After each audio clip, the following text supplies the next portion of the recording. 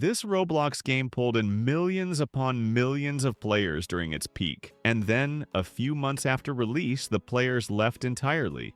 This is Grow a Garden. If you scroll through Roblox today, you won't find Grow a Garden anywhere near the front page. No trending badge, no recommended placement, and barely any active servers.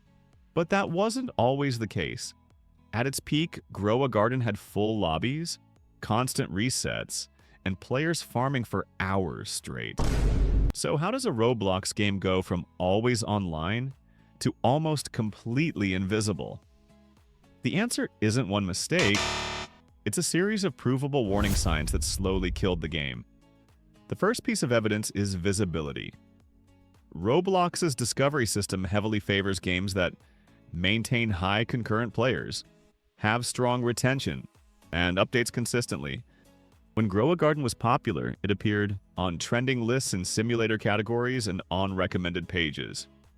As player retention dropped, those placements disappeared.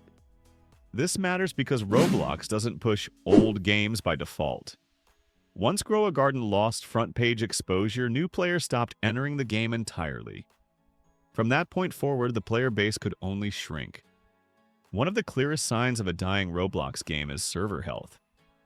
During its peak, Grow a Garden servers were packed. But later on, new servers stopped filling, players spawned into half-empty lobbies, and public servers felt abandoned. On Roblox, this kills motivation instantly. When players see empty servers, they assume, this game is dead. And once that perception sets in, even loyal players leave. Another piece of evidence is what updates actually added. Early updates introduced new crops, higher sell values, additional rebirth tiers, but later updates followed the same pattern. Number increases, reskinned plants, slight progression extensions. What never arrived was new mechanics, new objectives, or alternate playstyles. This means players weren't learning anything new. They were repeating the same loop with bigger numbers. That works early on. It does not work long-term.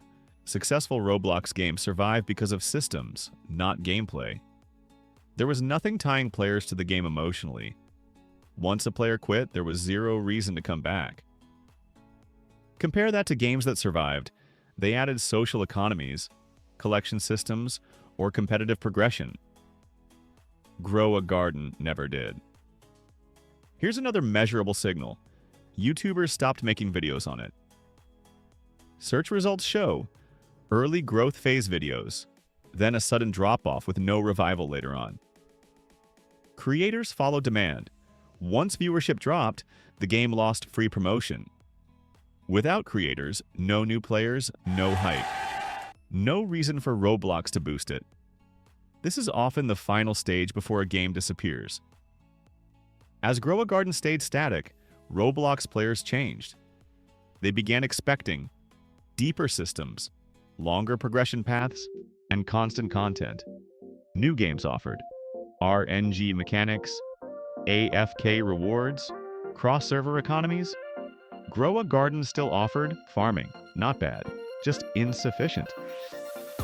The strongest evidence of all? No comeback.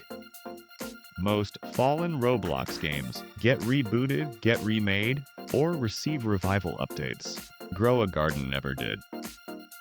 Because by the time the decline was obvious, the audience was already gone. And Roblox doesn't wait. Grow a Garden didn't die from hate. It died from losing visibility, losing updates, and losing reasons to return.